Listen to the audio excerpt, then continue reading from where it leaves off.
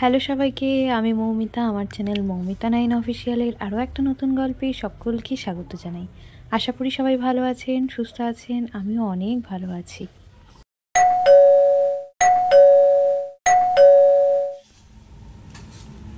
জলটা সকালবেলায় পরিষ্কার করে নিয়েছিলাম, এখন এর মধ্যে দুটো ফুল দিয়ে চলো কিছু শিউলি পুরো মাটোয়ারা হয়ে যাচ্ছি। দেখো শিউলি বাগানের কি অবস্থা হয়েছে। সত্যি এটাকে শিউলি বাগান না বললে আমার ভুল হবে, তাই আমি এর নাম শিউলি বাগানই দিয়ে দিলাম। দেখো একবার, দেখো কত ফুল। চলো কয়েকটা ফুল তুলে নিই, এগুলো গিয়ে আবার ঘরের জলে দিয়ে দেবো। নীলকণ্ঠ ফুলগুলো তো দিয়েই দিয়েছি, এগুলোও দিয়ে দেবো। এই শিউলি ফুলটা দেওয়ার কারণে না বেশ সুন্দর একটা গন্ধ আসে।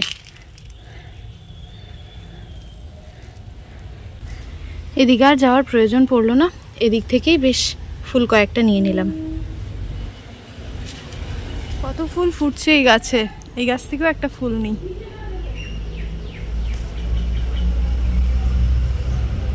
দাঁড়াও টাইম ফুল দেখাই তোমাদেরকে। টাইম ফুলের সময় এখন নয়, কিন্তু টাইম ফুলের গাছটা এতটা পরিমাণে সতেজ, গাছটায় ফুলটা ফুটেছে দেখো।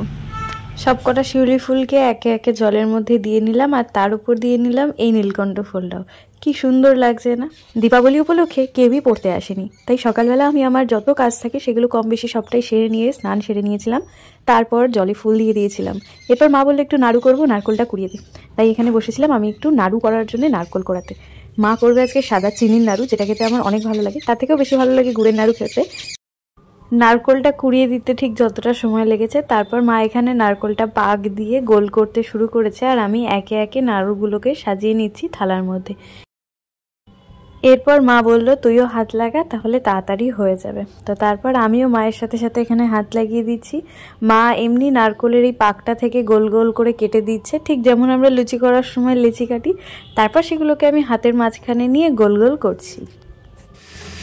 তো ফাইনালি এখানে একে একে আমাদের কিন্তু নাড়ু করা হয়ে গেছে। এই যে সবকটা নাড়ু কমপ্লিট দিল মা ওপর ঘরে, দিয়ে এসে নিচে পঞ্চপ্রদীপটা জ্বেলে দিল। বলে না কি পূর্বপুরুষদের উদ্দেশ্যে এই পঞ্চপ্রদীপটা জ্বালা হয়। আমাদের বাড়িতে এই নিয়মেই জ্বালা হয়। তোমরা কারা কারা বাড়িতে পঞ্চপ্রদীপ জ্বালো আর কেন জ্বালো সেই কারণটা কিন্তু অবশ্যই জানিয়ে যেও। এই পঞ্চপ্রদীপটা সেই দীঘা গেছিলাম, দীঘা থেকে কিনেছিলাম সেইটা।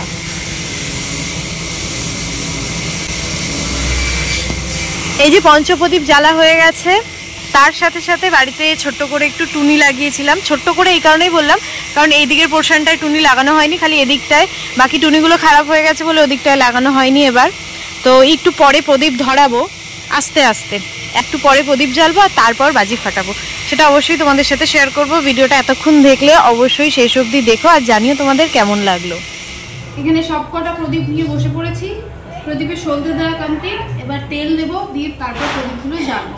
এখন ঘড়িতে সময় প্রায় 6:30 হয়ে গেছে। হ্যাঁ, আজকে দীপাবলিতে আমার এক স্টুডেন্ট পড়তে এসেছিল, তো সেই আমার ভিডিওটা এখানে করে দিচ্ছিল। আমি ওকে জিজ্ঞেস করলাম কি রে আমাকে দেখা যাচ্ছে? ও বলে হ্যাঁ তোমাকে দেখা যাচ্ছে। তো পরে এখন আমি ভিডিওটা এডিট করতে বসে দেখছি আমাকে ঠিক এইরকমভাবেই দেখা যাচ্ছিল। যাই হোক, পরে কিছুটা জায়গায় আমাকে দেখা গেছে। তো মা গেছিলো একটু গোলায়, মাকে ডেকে পাঠানো হলো। মা এসে এখন প্রদীপের মধ্যে তেল দিয়ে দিচ্ছে। প্রত্যেকটা প্রদীপে তেল দেওয়া হবে, তারপর প্রদীপগুলো নিয়ে যাবো আমরা ওপরে, গিয়ে ওপরে জ্বালাবো। সবাই কিন্তু ভিডিওটা শেষ অবধি দেখো।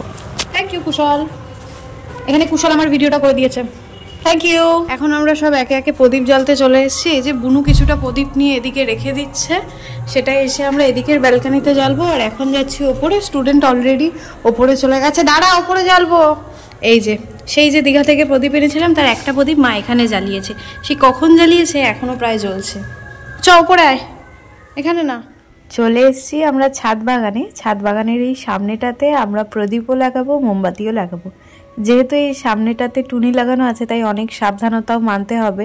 আবার এই রেলিংটাও আছে, যদি রেলিংয়ের কাছে মোমবাতি লাগাই তাহলে আবার কালো কালো দাগ হয়ে যাবে, যেটা আগের বছর হয়েছিল, পরে আবার অনেক কষ্ট করে ক্লিন করতে হয়েছিল। তো সেটাও আজকে মেনে ঠিকঠাকভাবে লাগাতে হবে। তাই দু সাইডে দুটো মোমবাতি দিলাম, একদম সাইডে ঘেঁষে, আর প্রদীপটাও একটু সাইডেই দিয়েছি, প্রদীপের তাপটা অতটা আসবে না। এখানে স্টুডেন্ট মোমবাতির প্যাকেট হাতে নিয়ে দাঁড়িয়ে আছে, আর আমি এখানে প্রদীপগুলো জ্বালছি। দীপাবলির রাতটা বেশ মজায় আনন্দে কাটিয়েছি। তোমরা কেমনভাবে কাটালে অবশ্যই কিন্তু জানিও। চলে এসেছি এবার আমরা তিনজন নিচের ব্যালকনিতে। প্রদীপও জ্বালবো, মোমবাতিও জ্বালবো। ওপরে ঠিক যেমন সমস্যা, নিচেও তেমন সমস্যা। রেলিং থাকার কারণে একটু দূরে দূরে করে জ্বালতে হবে, তাই সাবধানতা বজায় রেখে আমরা সবাই মিলে এখানে জ্বালছিলাম। আর তার মধ্যে কুশল বলছে, ও পিসি আমাকে একটু দেবে, আমি জ্বালবো। আমি বললাম দাঁড়া, অবশ্যই দেবো, চল বাইরে যখন মোমবাতি জ্বালবো তুই জ্বালবি, কারণ এখানে যদি সিঁড়ি থেকে উঠতে গিয়ে পড়ে যায়, বাচ্চা মানুষ, অন্ধকার, তখন কি হবে। তো চলো, তোমরা ভিডিওটা এতক্ষণ ধরে এত ভালোবাসা দিয়ে দেখলে, কোথা থেকে দেখছো সেটা অবশ্যই কমেন্টে জানিয়ে যেও। আর ভিডিওটা কেমন লাগলো সেটাও কমেন্টে জানিও। তোমাদের করা ওই মিষ্টি মিষ্টি কমেন্ট পড়তে আমার অনেক ভালো লাগে। তো এখানে তো আমাদের এই ব্যালকনিতে প্রদীপ জ্বালানো কমপ্লিট। এখন আমরা যাব আমাদের প্রথম বাড়িতে, সেখানে মোমবাতি জ্বালবো।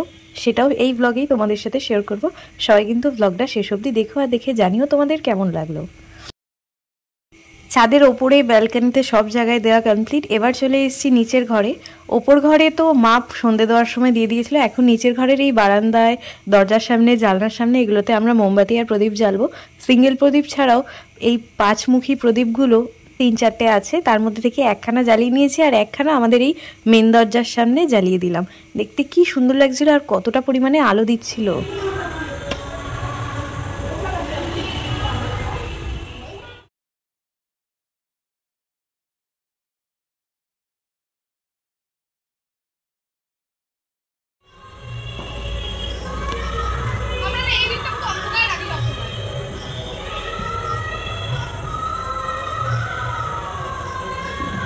ওই যে ওপর থেকে শুরু করেছি, 3খানা প্রদীপ জ্বালিয়েছি, এই নিচেও জ্বালিয়েছি 1টা 2টো 3টে, আর তারপর এসে নিচের বারান্দাতেও জ্বালিয়েছি। এইখানে বারান্দা বলতে বাইরের জানলায়, এইখানে, এখানে, এখানে, আর ওই দিকে জানলায় জ্বালিয়েছি, তার সাথে জ্বালিয়েছি এদিকে জানলায়।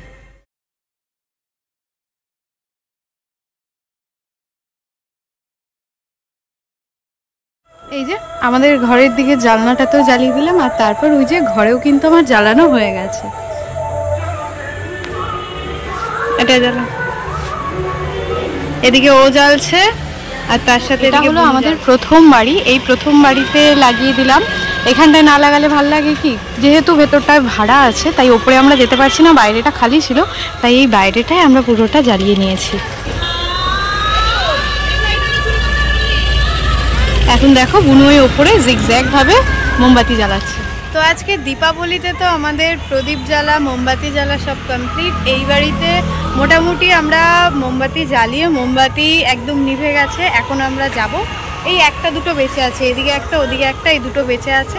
তো চলো যাই, এবার বাড়ি গিয়ে ফাটাবো বাজি।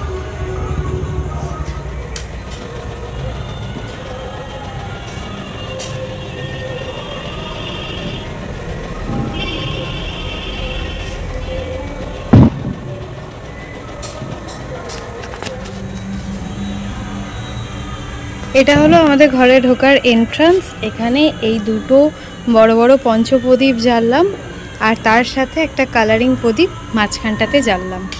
আজকে আমাদের রাতের ডিনার হলো এখানে লুচি, আর তার সাথে সাদা আলুর তরকারি,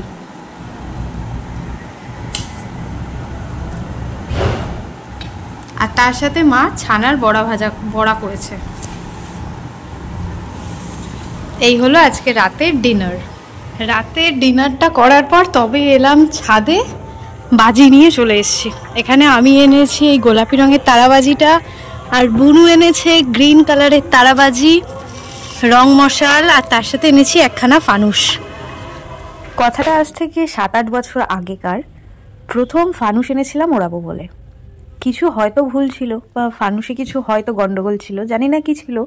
সেই দিন আমরা অনেকে প্রায় 7-8 জন মিলে ফানুসটাকে ওড়ানোর চেষ্টা করেছিলাম, কিন্তু ফানুসটা আলটিমেটলি ওড়েনি।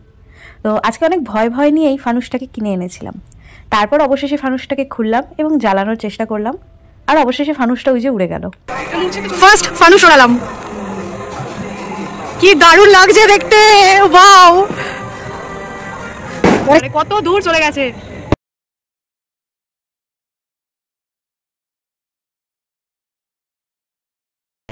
কত দূর গেছে, বাও সত্যি এটা একটা অন্যরকম ভালো লাগে না বলো? উই যে চলে গেছে, উই যে কত দূর। মনের মধ্যে অনেকটা ভয় নিয়ে ফানুসটাকে ওড়ানোর চেষ্টা করেছিলাম, আর ফানুসটা উড়েও গেছে। তারপর কি যে একটা শান্তি কাজ করছিল মনের মধ্যে, তিনজন আমরা অনেক আনন্দ পেয়েছি। আর বাবুকে বলে রেখেছিলাম, বাবু যেহেতু রাস্তা দিকে গেছিলো, যে দেখো আমাদের বাড়ির ওপর থেকে আমরা ফানুস ছাড়বো। তো মানে অনেকটা আনন্দ করেছি। তারপর এখানে একে একে শুরু করেছি এই তারাবাজিগুলো আর রং মশালগুলো জ্বালানোর জন্য। ইয়েলো কালারের যে রং মশালগুলো কিনেছিলাম সেগুলো একটু খারাপ ছিল, একটু একটু জ্বলছে, আবার আগুন দিতে হচ্ছে, নাড়াচাড়া না দিলে ঠিক জ্বলছিল না। আর তাছাড়া গ্রিন কালারের রং মশালটা এনেছিলাম, সেটা বেশ ভালো ছিল, অনেকক্ষণ জ্বলেছিল। তো আমি আর বকবক করবো না, তোমরা এবার ভিডিওটা দেখতে থাকো। হলো গ্রিন কালারের সেই রং মশালটা, আমি বেশ অনেকক্ষণ হাতে নিয়ে ওটাকে জ্বালিয়েছিলাম। তারপর বুনুকে দিলাম, এখানে বুনু জ্বালাচ্ছে। আর মায়ের হাতে যখনই দিচ্ছি মা বলছে না না আমি জ্বালবো না, আমি জ্বালবো না, আমি না। তো মা ওই একটা দুটো তারাবাজি ফাটিয়েছে। আর তারপর না মা এখানে ফোন নিয়ে পাশে দাঁড়িয়ে আছে যে পায়ের কাছে আগুন পড়লো কিনা। তো এখানে বুনু এই রং মশালটা এখন জ্বালাচ্ছে। তুই দাঁড়িয়ে থাক, আমি তোকে ঘোরাচ্ছি।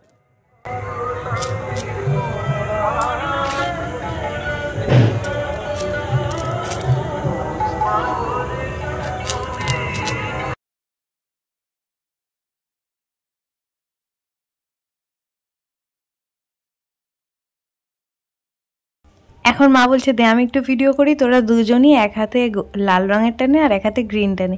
সেই রকমই আমরা দুজন দু হাতে নিয়েছি। আর কি যে মজা করেছি কালকের দিনটা, অনেক দিন পর নিজের ছোট্টবেলাটাকে ফিরে পেয়েছি। বুনুরও এক কথা, আমারও এক কথা।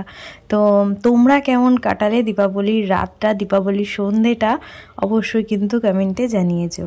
তো আজকের মতন ব্লগটা এখানেই শেষ করি। তোমাদের সবার আজকের ব্লগটা কেমন লাগলো অবশ্যই কমেন্টে জানিয়ে যেও। ভালো লাগলে একটা শেয়ার করো, একটা লাইক করো, নতুন হলে অবশ্যই চ্যানেলটা সাবস্ক্রাইব করে নিও, পাশে থাকা বেল বাটনটা বাজিয়ে দিও, যাতে পরবর্তীতে আসা সকল নতুন ভিডিওর নোটিফিকেশান তোমরা সবার আগেই পেয়ে যাও। ভালো থেকো, সুস্থ থেকো, নেক্সট ব্লগে দেখা হবে। Thanks for watching.